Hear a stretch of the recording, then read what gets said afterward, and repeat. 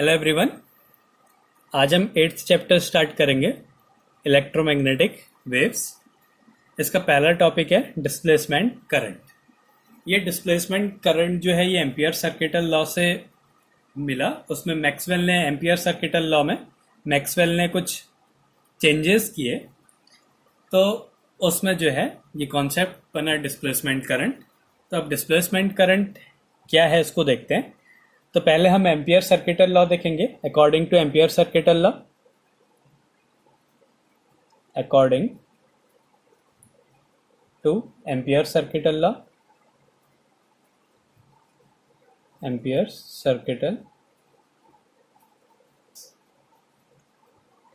Circuital law में क्या बोला कि मैग्नेटिक फील्ड का किसी लाइन के लिए जो इंटीग्रल है, इंटीग्रेशन कर रहे हैं, उसमें करंट होने वाले करंट के, उसमें फ्लो होने वाले करंट का म्यू नॉट टाइम्स था।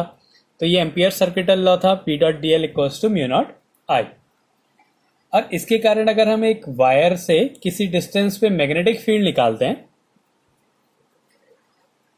और उसकी वैल्यू थी mu naught I upon 2 pi R. तो अब मैक्सवेल ने इसमें कुछ प्रैक्टिकल्स किए। उन्होंने क्या करा, एक वायर लिया, उसमें एक कैपेसिटर भी लिया, इस तरीके से कनेक्ट है और इसमें करंट फ्लो हो रहा है। उन्होंने एक पॉइंट लिया जो कि इस वायर से आर डिस्टेंस पे है। ये पॉइंट हो गया पी, मान लिया ऐसे पी है। और इस कैपेसिटर के भी सेंटर से आर डिस्टेंस पे एक पॉइंट लिया जो कि क्यू मान लिया। उन्होंने एक कंडीशन ली, एक कैपेसिटर लिया, उसको एक वायर से कनेक्ट कर दिया और उसमें करंट फ्लो कराया। और आर डिस्टेंस पे दोनों से सेम डिस्टेंस पे दो पॉइंट कंसीडर करे, पी और क्यू। तो उन्होंने देखा कि जो पी पॉइंट पे जो मैग्नेटिक फील्ड है, एम्पियर सर्किटल लॉ से हमने पहले भी सॉल्व किया हुआ है कि एक स्ट्रेट वायर के लिए आर डिस्टेंस पे मैग्नेटिक फील्ड क्या होता है। तो इसके अकॉर्डिंग जो है, एम्पियर सर्किटल लॉ के अकॉर्डिंग जो पी पॉइंट पे वहां पे मैग्नेटिक फील्ड निकला, magnetic field eight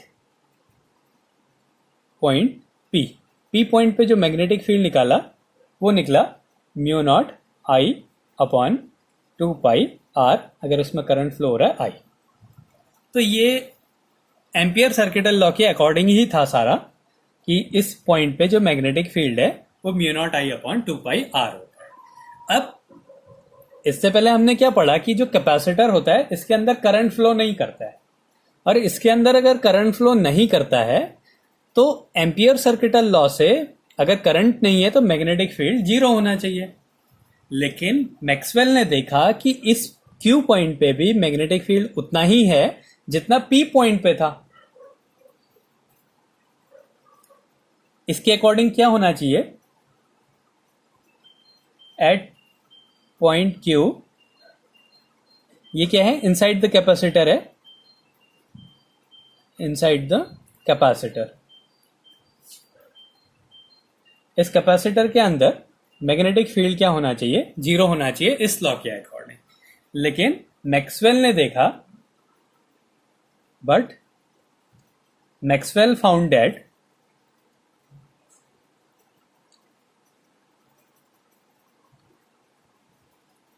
magnetic field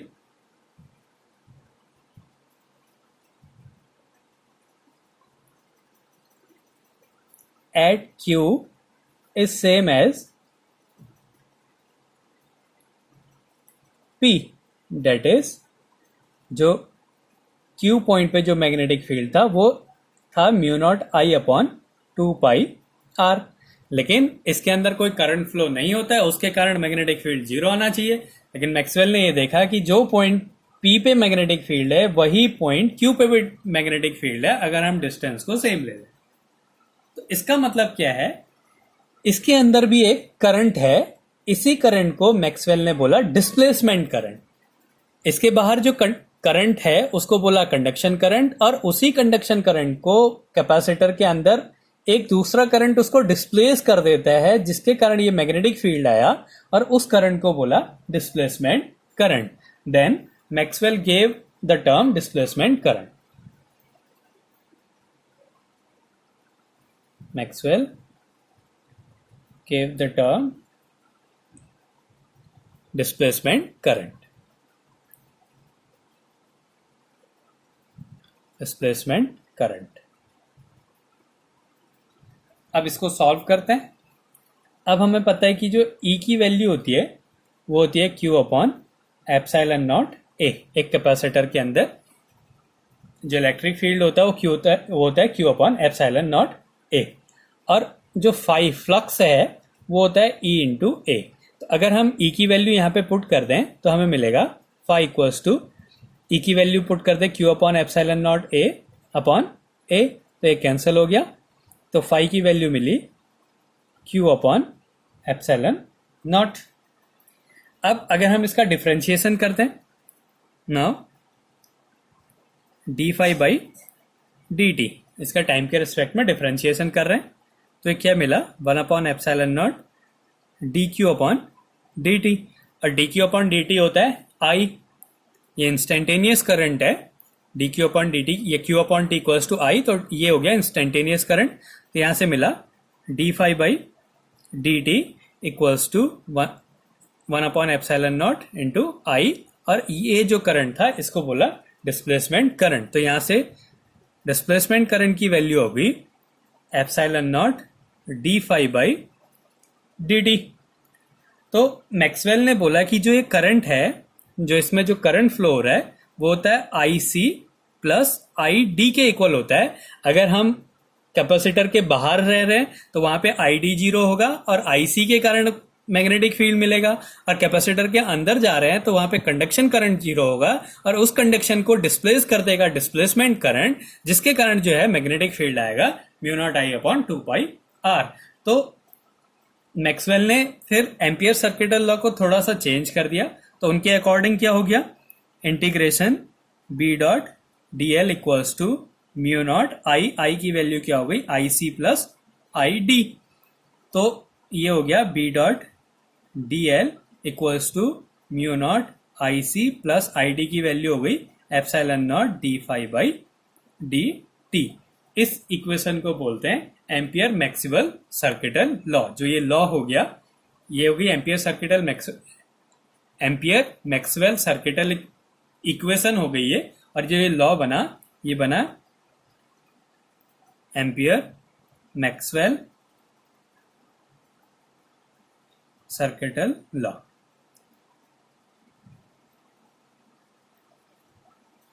तो क्या था कि इसके जो एम्पियर सर्किटल लॉ है उसके अकॉर्डिंग कैपेसिटर के अंदर करंट ना होने के कारण मैग्नेटिक फील्ड जीरो हो जाना चाहिए। लेकिन मैक्सवेल ने ये बोला कि इस कैपेसिटर के अंदर करंट जीरो नहीं होता है, इसके अंदर जो करंट होता है उसको बोलते हैं डिस्प्लेसमेंट करंट और उसकी वैल्यू होती है epsilon naught D phi by D T. तो इसको थोड़ा सा चेंज करके मैक्सवेल ने चेंज करके बना दिया कि B dot D L equals to mu naught I C plus epsilon naught D phi by D T. तो ये हमारा पहला टॉपिक है डिस्प्लेसमेंट करंट। तो डिस्प्लेसमेंट करंट क्या है, कैपेसिटर के अंदर एक ऐसा करंट होता है जिसके कारण मैग्नेटिक फील्ड उतना ही मिलता है जितना उसके बाहर मिलता है, उस करंट को बोलते हैं डिस्प्लेसमेंट करंट। वो कंडक्शन करंट को डिस्प्लेस करके खुद एक करंट बना देता है जो है डिस्प्लेसमेंट करंट। अब इसके बाद अगला टॉपिक है सोर्स ऑफ इलेक्ट्रोमैग्नेटिक वेव, कि इलेक्ट्रोमैग्नेटिक वेव का सोर्स क्या होता है। जैसे कि हमने स्टार्टिंग में ही देखा था कि अगर चार्ज रेस्ट में है तो हम इलेक्ट्रोस्टैटिक्स पढ़ते हैं, अगर चार्ज मूव कर रहा है कांस्टेंट वेलोसिटी से तो हम मैग्नेटिज्म पढ़ते हैं, और चार्ज अगर एक्सेलरेट करने लग जाए तो हम पढ़ते हैं इलेक्ट्रोमैग्नेटिक वेव। तो ये इलेक्ट्रोमैग्नेटिक वेव के पहले सोर्स के बारे में पढ़ेंगे, फिर ये उसका प्रोपगेशन है इसको समझेंगे। तो पहला है सोर्स ऑफ इलेक्ट्रोमैग्नेटिक वेव। तो इसके कुछ पॉइंट है। अगर कोई चार्ज रेस्ट में होता है तो वो अपने चारों तरफ एक इलेक्ट्रिक फील्ड बना देता है। An electric charge at rest, अगर कोई इलेक्ट्रिक चार्ज रेस्ट में है तो वो क्या बनाएगा, अपने चारों तरफ एक इलेक्ट्रिक फील्ड बना देता है। उसके कारण क्या बन जाता है, इलेक्ट्रिक फील्ड बन जाता है उसके चारों तरफ।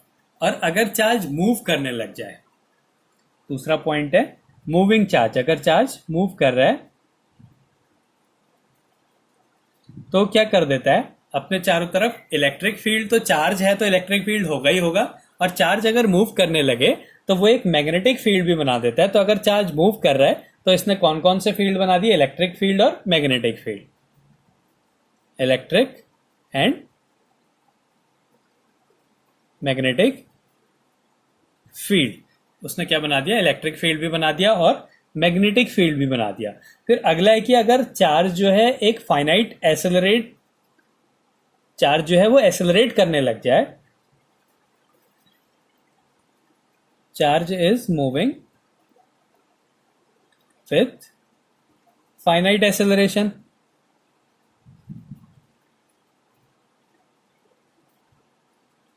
अगर चार्ज एसेलरेट करने लग जाए, चार्ज मूव करे एक फाइनाइट एसेलरेशन से, तो ये क्या बना देता है? इलेक्ट्रिक और मैग्नेटिक। इसके कारण क्या होगा? जो इलेक्ट्रिक फील्ड है और मैग्नेटिक फील्ड वो टाइम के साथ चेंज होने लगेंगे। अगर एसेलरेशन है तो उसका मतलब क्या है? उसमें इलेक्ट्रिक फील्ड और मैग्नेटिक फील्ड जो है टाइम के साथ चेंज होने लगेगा। इससे क्या मिलेगा हमें? Electric field and magnetic field change in space and time. तो अगर इलेक्ट्रिक फील्ड चेंज हो रहा है तो वो मैग्नेटिक फील्ड बना देगा, और मैग्नेटिक फील्ड चेंज हो रहा है तो वो इलेक्ट्रिक फील्ड बना देगा। तो वो एक दूसरे में चेंज होते रहते हैं। इलेक्ट्रिक फील्ड मैग्नेटिक फील्ड बनाता है, मैग्नेटिक फील्ड इलेक्ट्रिक फील्ड बनाता है, इलेक्ट्रिक फील्ड फिर मैग्नेटिक फील्ड बना देता है, जिसके कारण क्या बन जाती है? इलेक्ट्रोमैग्नेटिक वेव्स जो है वो प्रोड्यूस हो जाती है। Electromagnetic wave produced. अब होता क्या है? ये इलेक्ट्रिक फील्ड में है, इसमें हमने चेंज करा इलेक्ट्रिक फील्ड, ये हम चेंज कर रहे हैं। तो ये जो चेंजिंग इलेक्ट्रिक फील्ड है ये क्या कर देता है? मैग्नेटिक फील्ड बना देता है। तो ये इलेक्ट्रिक फील्ड था, उसने क्या करा? एक मैग्नेटिक फील्ड बना दिया परपेंडिकुलर डायरेक्शन में, ये उसका मैग्नेटिक फील्ड बना। अब इस मैग्नेटिक फील्ड के चेंज होने के कारण फिर से इलेक्ट्रिक फील्ड बन गया, लेकिन उसके ऑपोजिट डायरेक्शन में बन गया। और ये जो इलेक्ट्रिक फील्ड में चेंज हो रहा है ये फिर से एक मैग्नेटिक फील्ड बनाएगा। ये मैग्नेटिक फील्ड में चेंज होगा, फिर इलेक्ट्रिक फील्ड बना देगा, और इलेक्ट्रिक फील्ड में चेंज होगा तो वो मैग्नेटिक फील्ड बनाएगा। तो इस तरीके से क्या बनती है? इलेक्ट्रोमैग्नेटिक वेव प्रोपेगेट होने लग जाती है। तो ये जो होता है इलेक्ट्रोमैग्नेटिक वेव का ट्रांसवर्स नेचर होता है। इसमें इलेक्ट्रिक फील्ड, मैग्नेटिक फील्ड और जो इलेक्ट्रोमैग्नेटिक वेव की प्रोपेगेशन की जो डायरेक्शन होती है वो एक दूसरे के परपेंडिकुलर होते हैं। अगर इलेक्ट्रोमैग्नेटिक वेव एक्स एक्सिस में प्रोपेगेट कर रही है तो इलेक्ट्रिक फील्ड और मैग्नेटिक फील्ड जो होंगे वो वाई और जेड एक्सिस में चेंज होंगे। या फिर अगर इलेक्ट्रिक फील्ड वाई एक्सिस में जा रही है तो इलेक्ट्रोमैग्नेटिक वेव वाई एक्सिस में जा रही है, तो जो प्रोपेगेशन होंगे वो जेड और एक्स एक्सिस में होंगे। तो ये होता है source of electromagnetic wave. Electromagnetic wave कैसे बनती है? अगर चार्ज एक फाइनाइट एसेलरेशन से मूव करने लगे तो क्या करता है? उसमें इलेक्ट्रिक फील्ड और मैग्नेटिक फील्ड में चेंज होने लग जाता है, और यही इलेक्ट्रिक फील्ड और मैग्नेटिक फील्ड में चेंज होने के कारण वो क्या बना देती है? कि इलेक्ट्रोमैग्नेटिक वेव बना देती है। और ये जो इलेक्ट्रोमैग्नेटिक वेव्स होती है इसका जो नेचर होता है वो ट्रांसवर्स नेचर होता है, मतलब इलेक्ट्रिक फील्ड और मैग्नेटिक फील्ड के परपेंडिकुलर जो है वेव प्रोपेगेट करती है, ये इसका प्रोपेगेशन है। तो इस तरीके से डिस्प्लेसमेंट करंट और इलेक्ट्रोमैग्नेटिक वेव्स के बारे में हम पढ़ते हैं।